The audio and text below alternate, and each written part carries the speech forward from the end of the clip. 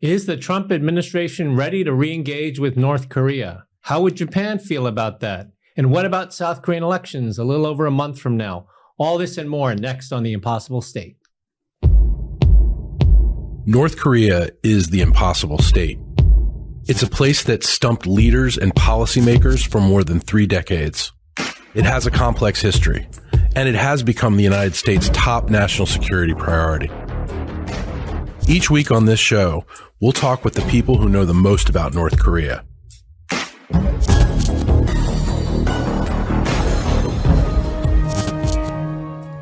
Welcome to another episode of the Impossible State podcast at CSIS. I'm your host, Victor Cha, President of Geopolitics and Foreign Policy at CSIS and Korea Chair, Professor at Georgetown. Today's topic is North Korea, finally. Most of our podcasts have been about everything else except North Korea. North Korea and the whole question of re-engagement with the Trump administration. And we have 2 wonderful people to discuss this topic with us today. Let me start with my guest to the immediate left, Seiler, who, as many of you know, has, after a very illustrious career in the U.S. government, has joined us at CSIS as a non-resident senior advisor. He was a national intelligence officer for North Korea at the NIC, and really is one of our country's top experts on North Korea. A distinguished career. Sid is one of these few people that have crossed the divide between intelligence work and policy work. Again, for a long time in the intelligence community, but then served in the Obama administration on the National Security Council as director for Korea, and then also as special envoy for 6 party talks. What are those things? 6 party talks. They're from a long time ago. But really, really great, Sid, to have you with us today. Thank you, Victor. Also joining us is Yuki Tatsumi, no stranger to any of you here in the Washington, D.C. think tank and policy world. Yuki is senior fellow and co-director of the East Asia program and director of the Japan program at the Stimson Center. She is a CSIS alum. A long time ago, she worked as a research associate here at CSIS and also has worked as a special assistant for political affairs at the Embassy of Japan here in Washington, D.C. She's written many works, most recently Balancing Between Nuclear Deterrence and Disarmament, Views from the Next Generation, as well as Lost in Translation, U.S. Defense Innovation and Northeast Asia. So has written across a variety of topics, in particular related to East Asia defense and also, of course, Japan.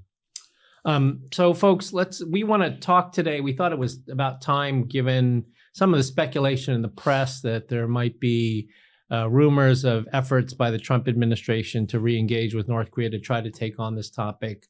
Let me set the backdrop. You know, President Trump just passed the 100-day mark, gave a speech about it, talked about a lot of accomplishments, but I think it's pretty fair to say that we haven't seen much on North Korea, at least in terms of the policy. But it's not like the North Koreans haven't been active. They've been very active over the first 100 days of the Trump administration. They have, not in a big sort of flashy way, but quietly and consistently, they have conducted 5 missile tests in the first 100 days. They've stolen about $1.5 billion in cryptocurrency. They've sent an additional 3,000 troops to Russia. And then most recently, they unveiled the largest and most modern missile destroyer, a 5,000-ton warship, the biggest ones that the North Koreans have ever developed. They've been able to test their weapons on the battlefield in Ukraine. They've got replenished ammunition stockpiles and billions of dollars of arms sales from Russia. Learned military lessons from the war in Ukraine. Clearly a lot that's been going on. So the North Koreans, you know, in their very persistent way, have not been sort of sitting by and waiting for the United States to reach out. They've been quite busy. And so I guess the first question to both of you is, should these press reports ring true? We don't know if they are. Is this the right time for them for the administration to start re-engaging with North Korea, given all the other things that are going on? Is this a good time? Is this the right time? So let me ask you. in terms of it. Looking back at the past presidents and when they have rolled out Korea policies per se, and when they began to seek to engage North Korea, there really is no right or wrong time from a U.S. perspective. I think president after president has had the flexibility. They inherit to some degree policies and principles, directions, and that allows them to, open dialogue channels, probe, bottom line positions. And so it's not like everything is zeroed out when you have a change of leadership in Washington. The other important thing here is Pyongyang. Pyongyang's agencies. Is North Korea prepared to sit down and talk? So I will say, on the one hand, we have no indications to believe North Korea is seriously considering putting anything substantive on the table, let alone sit at the table with us. That said, there are expectations of the United States and of the Trump administration. There are domestic expectations that the president has talked about his relationship with Kim Jong-un. I think people want to see what that translates into. If it's true, there's global implications. Certainly, the ROK, Japan, and other countries are interested in what we plan to do with North Korea. And then finally, Trump's own expectations. I think he believes at the right time in the right place, he can apply his negotiating skills in a way that can help get at least part of the North Korea issue back on some type of track where we have some interaction with them. We try to develop some influence. We try to address their concerns, and we move the diplomatic ball forward. So I would say now is as good time as any. So just to follow up, Sid, I mean, you mentioned that you raised the question of whether North Korea has any interest at this particular time. We know, like for Donald Trump, the right time for engagement is always when he has leverage, when he feels he has leverage. And so, I mean, how do you think, does he have leverage at this point? Like you mentioned North Korean interests, they're doing quite well with Russia right now. So does Donald Trump have leverage at this point to reengage? Russia is the variable here, isn't it? Both in terms of what North Korea is concretely getting from Russia in terms of access to technologies, other critical needs like food and oil, but also in terms of whatever pressure we may have been hoping to have built on North Korea to impose a price for the refusal to denuclearize, to try to use pressure. I know it hasn't changed behavior altogether, but at least to try to use pressure and isolation as means by which to incentivize North Korea coming back to the table by opening up the strategic partnership and cooperating like we've seen over the past several months. Vladimir Putin and Kim Jong-un have laid a pathway for a protracted period of not needing to talk to the United States. And so that really will impact the president's leverage. What could Donald Trump give Kim Jong-un that he's not getting from Vladimir Putin? I can't think of much. Yeah. Yuki, let me ask you, so one of the things that Japan has done a lot in terms of North Korea policy on the leverage side has been participating in the multilateral sanctions regime. Right. So if you could tell us like what you think the state of that sanctions regime is at this point, again, given this question about leverage, right? Trump is always about leverage. And also how the Ishiba government looks at this particular issue. I don't know if they've said anything about this issue. I know that we've seen since Abe a slight change in the position to really allow for an open door, if you will. Right. Any thoughts on the Japan side? Yeah, thanks, Victor. So I think picking up on your second question first on the what Ishiba might or might not have said in the past.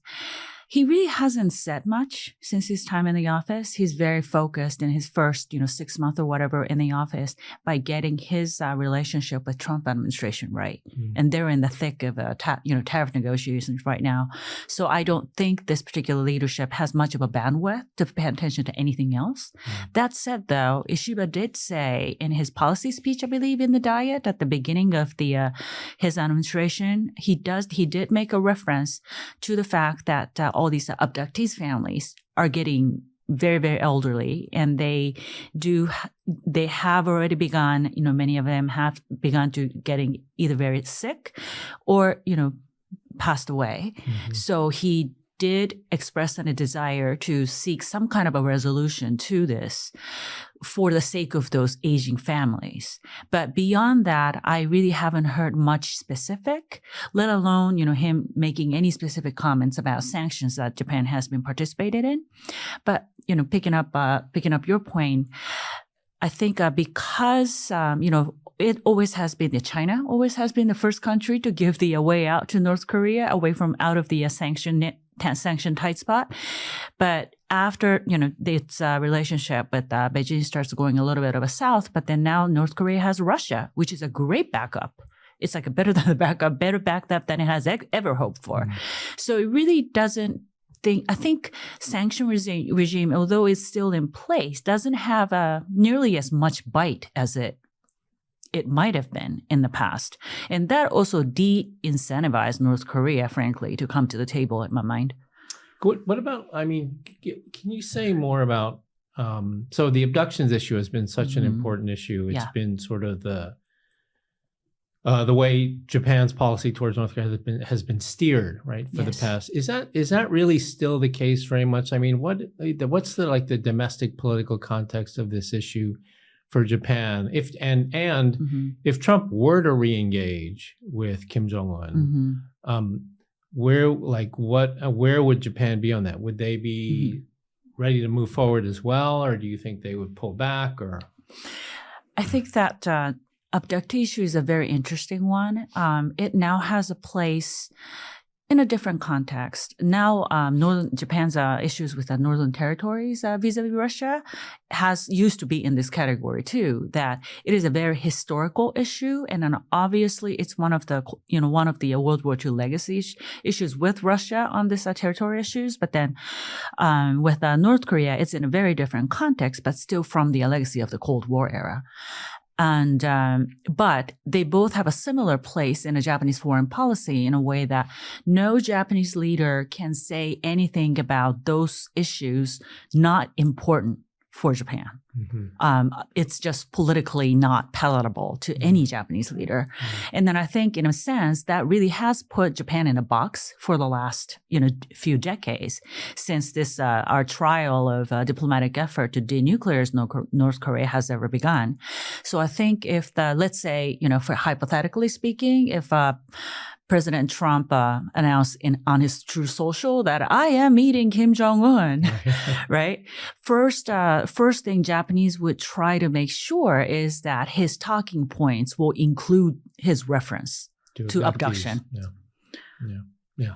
Sid, go ahead. If you look back at the history of this issue, and you and I have been in the middle of six-party talks and other multilateral fora, and of course, together with our bilateral discussions with Seoul and Tokyo on this, there has never been a time when the abductee issue has proven to be an obstacle or a hindrance to our pursuit of denuclearization. It's somewhat like the human rights issue in that, and inter-Korean issues, that one can only imagine a truly developing close relationship between the U.S. and the DPRK that has some degree of resolution of the denuclearization issue, or confidence we're on a positive path.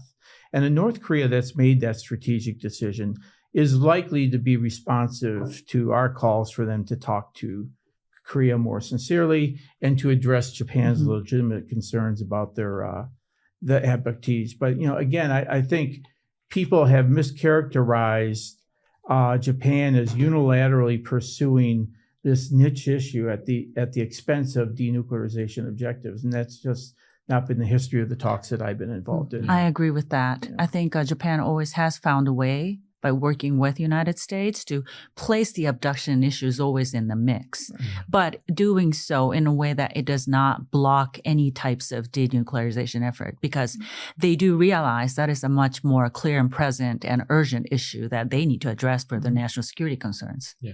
So I entirely agree with you. I think that's where the policy is today. I would beg to differ on one specific point, which is there was a time when we were doing the six-party talks where the first Abe government, the first Abe administration, would not participate in the heavy fuel oil equivalent distributions in the initial rounds because the North Koreans were so obstinate about not talking anything about abductions as issues. So that did happen at one point, and so we had to do a workaround, at least for the first cycle of providing these incentives to North Korea, where we would go, the U.S., Korea, skip Japan, then do China, Russia, and then come back. But I agree with you. I mean, I think one of the things we've seen is that the U.S. has talked to Japan about looking at the abductee issue as part of this broader basket of human rights issues between the U.S. and Japan and North Korea. As part of a broader human rights issue, that's a precondition for normalized relations, and that, I think, that has been an evolution in the policy as well. But of course, like this issue matters a great deal for Japanese public, Japanese people. I met Megumi's mother, spent a whole afternoon with her when Megumi's parents came to the White House and met with President Bush. So it's really it really is quite important. Let me shift to a slightly different time, and I'd love to get both of your thoughts on this. So one of the things that we've noticed about the way President Trump has talked about the North Korea every time he's gotten a question has been, he's basically been positive, left the door open to re-engaging, but he's used language that's a little bit different than what we've seen in the past. And in particular, it's something along the lines of, oh yeah, my good friend Kim Jong-un, he's got nuclear weapons, or he's a nuclear power. The term nuclear power seems to come up. It came up in Rubio's confirmation testimony. President Trump has said it a number of times. And for those of us who watch this very carefully, that sounds like significant language. It could be just Trump speaking loosely, or is it really significant language that connotes possibly, potentially, de facto acceptance of North Korea as a country that possesses nuclear weapons. So Sid, I'd like to get your thoughts on that, whether you think that's significant and whether it matters. And then Yuki, also your thoughts on that, and in particular, if there was any coverage in Japan about how they looked at that sort of language and what it would mean to the Japanese Foreign Ministry if they continue to hear this sort of language. Well, we know, first of all, it's not a technical term per se, like a nuclear weapons state under the Non-Proliferation Treaty. And it does look like it has been used often enough that it reflects some type of thinking among the leadership, among the president, Secretary Rubio, that somehow their diplomatic approach could either be justified by the urgency of needing to deal with a nuclear power, or that Kim Jong-un could be somehow enticed to come to the negotiating table if he feels he'll get some type of respect, the respect that he was seeking to get in Singapore, the respect that he was seeking to get at Hanoi, that he basically scored an own goal, or he fumbled away the opportunities. And so to provide Kim Jong-un with the thought that that we would treat him with respect, that we would not treat him as a defeated state, which is what North Korea always like to call U.S. calls for denuclearization, and somehow it was asking them to strip naked or come to the table as a defeated state. So I think it may be more within that context. I would say that through the secretary and the spokesperson over its state, spokesperson at NSC, others have clarified that denuclearization of North Korea remains a goal of the United States. And I think that in its significance is greater than these more casual references. Maybe casual is the wrong word, but less nuanced than we otherwise might think references to North Korea as a nuclear power. Yeah. Yuki, what do you think? Yeah, I think I agree to that, because when President first used the word nuclear power, I can already like without even talking to anybody, I can already imagine, right? My friends in the Japanese Foreign Ministry thinking, "Oh my gosh, here it comes." there are people in this administration who are more talking about nuclear, like arms control, as opposed to denuclearization, because that is, I think, the most important goal that Japan cannot forsake, is the denuclearization of North Korea for all the legitimately, understandably, strategically important reasons for the stability of East Asia as a whole. But I think with this particular president, I would still categorize a current way that he's using this term as more of a loose reference to the fact that acknowledging that North Korea does have a nuclear program, but it doesn't mean that we are already in the land of where we kind of accepted in India and Pakistan as a de facto nuclear power way back when, about 30 years ago. I don't think we were there. And then I think that is where Japan tries to avoid of getting there. Let me take the conversation on the same topic to the other side of the peninsula, which is the discussions in South Korea, increasing discussions in South Korea about nuclearization. The fact that we've been so spectacularly unsuccessful in denuclearizing North Korea through diplomacy, the lack of attention to it right now, at least by the Trump administration, the failures of the Biden administration, the failed agreements, whether it was Leap Day, right, that you were involved. Well, you were also in six-party talks. Leap Day, six-party talks, agreed framework, just everything has failed. And plus a lot of uncertainty with regard to President Trump and where he's going to go in terms of commitments, whether it's to NATO or to others. There's a lot more talk in Korea about this idea of South Korean nuclearization.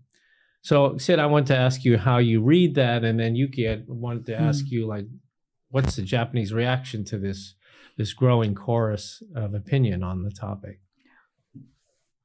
Well, as you know, it's somewhat amazing that we haven't had this conversation more deeply, more intensely earlier. Although clearly, since the early days of this issue, in the early 1990s, the implications of a nuclear North Korea and a non-nuclear South Korea has been on the minds of security experts in the Republic of Korea and elsewhere for many years. And what was a major motivator not to challenge that was, one, to bring credibility to denuclearization talks, in particular based upon the 1992 North-South Korea denuclearization declaration, to remain committed to that even as North Korea was not, to go into six-party talks and negotiate a path towards denuclearization, even agreeing to the language of denuclearization of the Korean Peninsula as suggesting somehow there was anything for South Korea to denuclearize or not.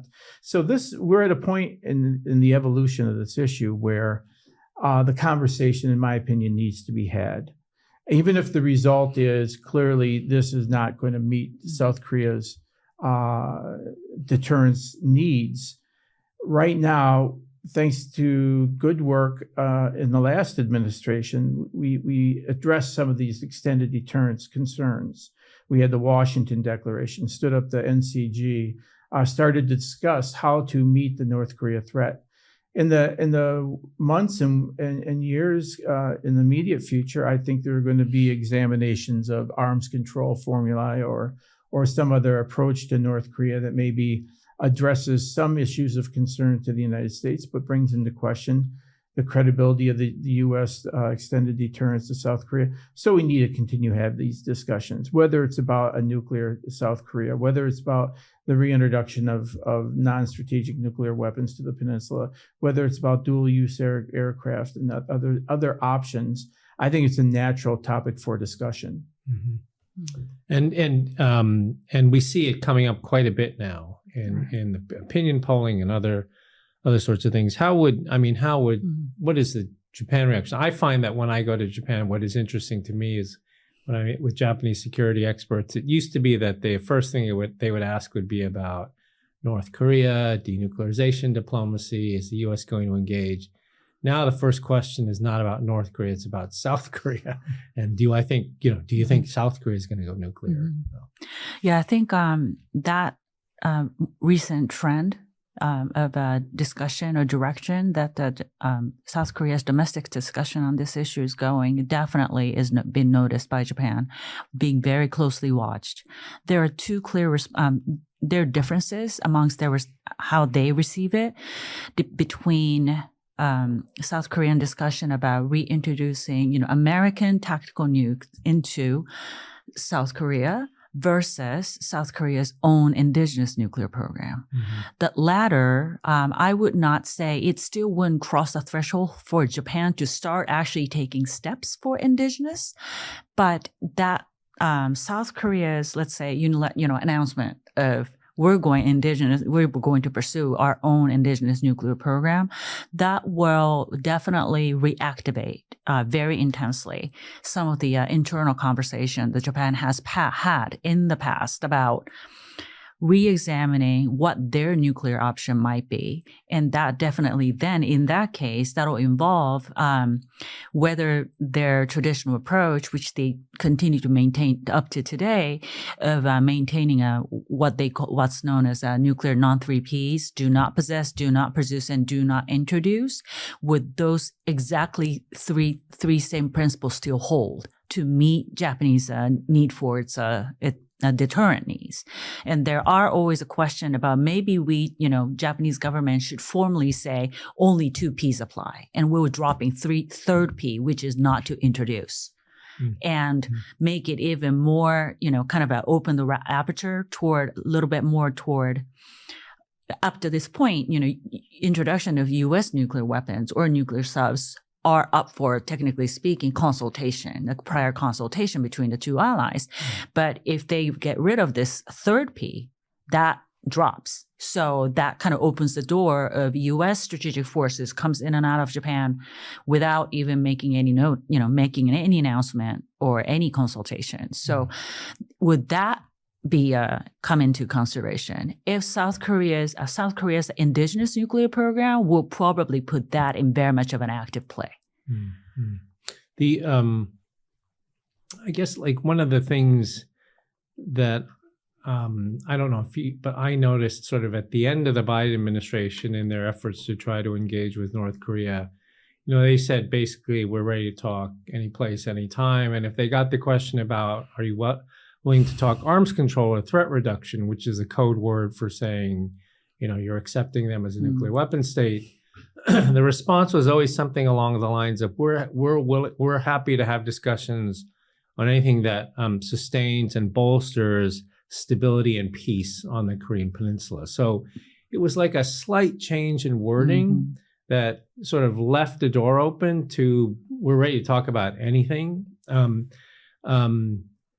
But I think you're right. In a Trump administration, Trump may talk loosely, but then the people below him always try to hammer the policy back into its place, saying, no, it's still denuclearization that will still be the case. But it still raises concerns, right? I mean, it raises concerns and interest in Japan. It still definitely raises huge concerns in Japan. It's are there still people thinking about arms control, threat reduction realm and containing nuclear program as opposed to denuclearize? Yeah. You know what I find amazing? The problems that one would have with arms control are usually not the ones that come to mind when there's this knee-jerk reaction against it. The concern is that somehow it would lock in North Korea's nuclear weapons status. I can imagine an arms control that retains CVID as an end goal. So you have your cake and eat it too. We know it's all about denuclearization, but we're getting there along a timeline that's reasonable and doesn't seek to get everything at once. Well, frankly, that's how we negotiated the six-party talks at September 19th joint statement and the follow-on implementation actions, the approach that subsequently followed with the Obama administration, and even Trump term 1, it was we're not going to get it all, but we need to be on a path with CVID as the end goal. My concern about the arms control approach is that North Korea has made it pretty clear what that will look like to them.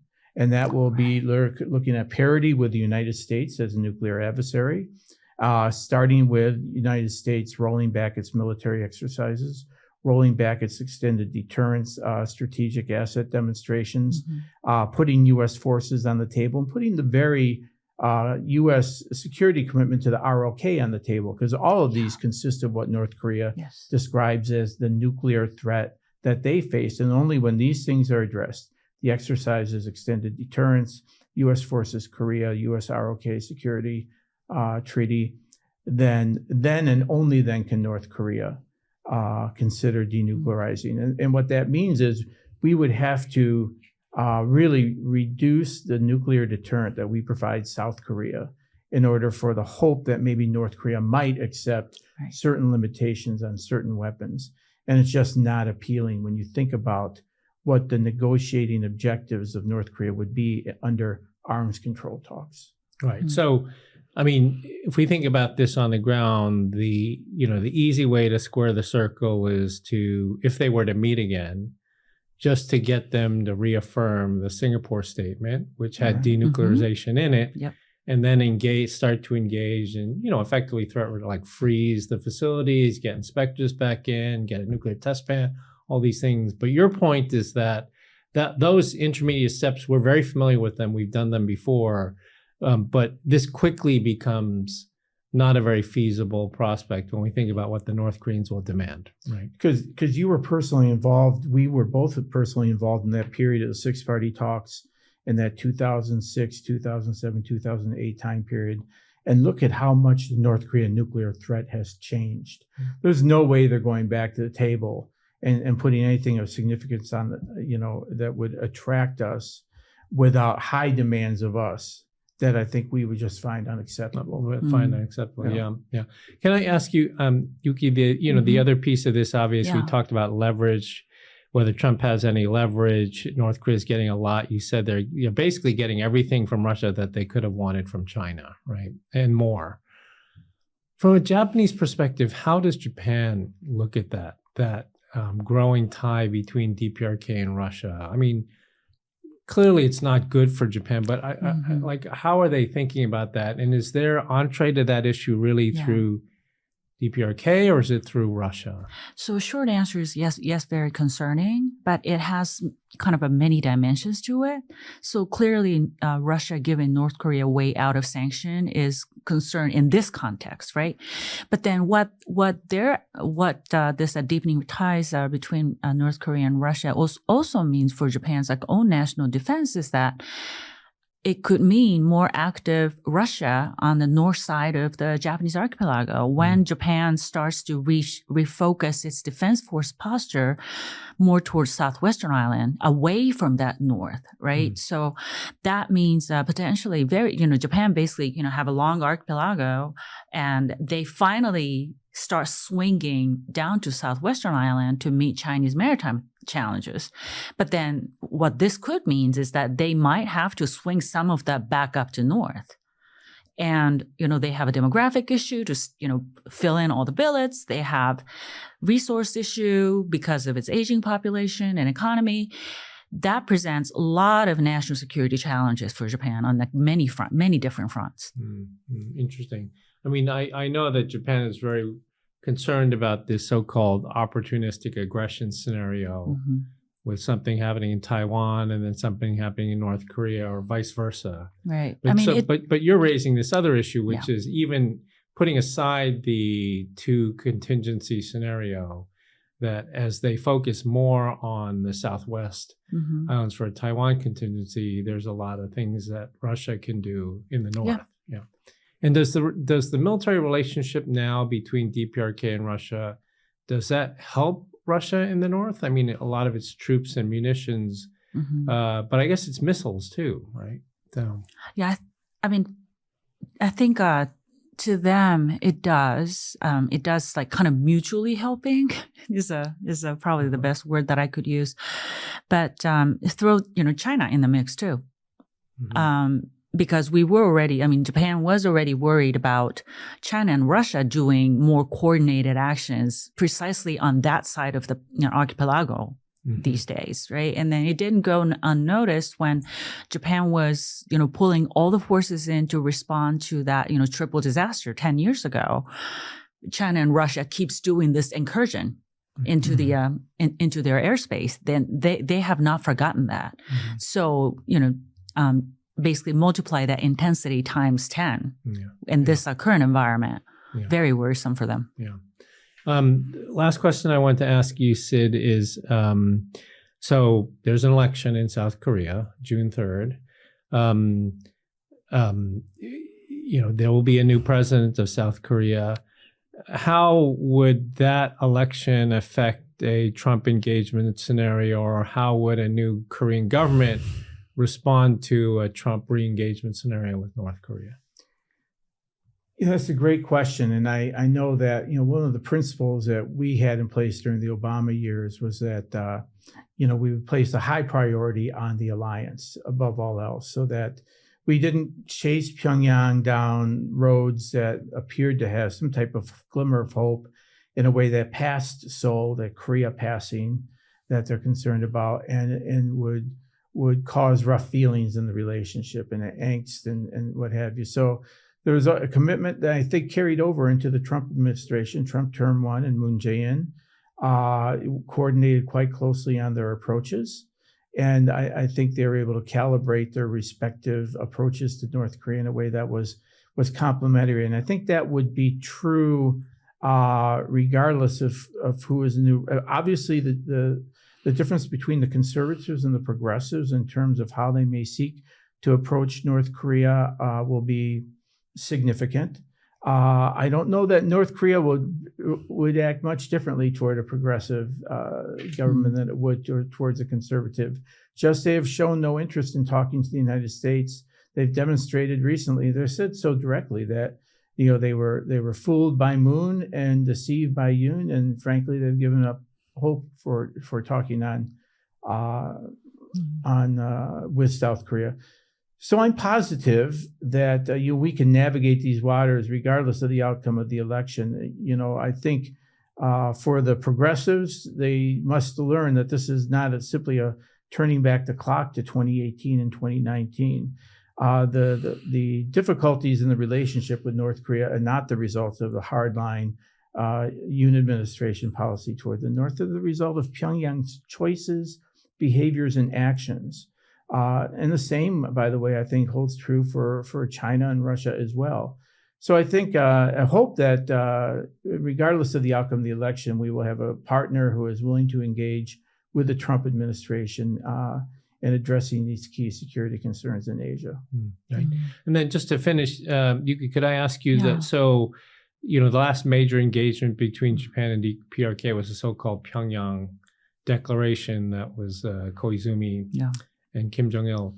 Is that still if there were re-engagement, is that still the go-to document for a Japanese government if they were to re-engage with North Korea? I would say yes, that'll be the base of which they would engage and they would re-engage. And that's where all the essence that they would need to seek from North Korea, which is denuclearization, abduction issue, and this comprehension package idea. That's all the essence of that is there. So I think I would say they would start by referring back to Pyongyang Declaration. Great. Okay. Well, great discussion. We shall see. We'll probably have to come back again and do this in a few more weeks to see as the situation develops. So thank you again to our guests. Thank you, viewers, for watching our podcast, and we look forward to seeing you on the next episode of The Impossible State.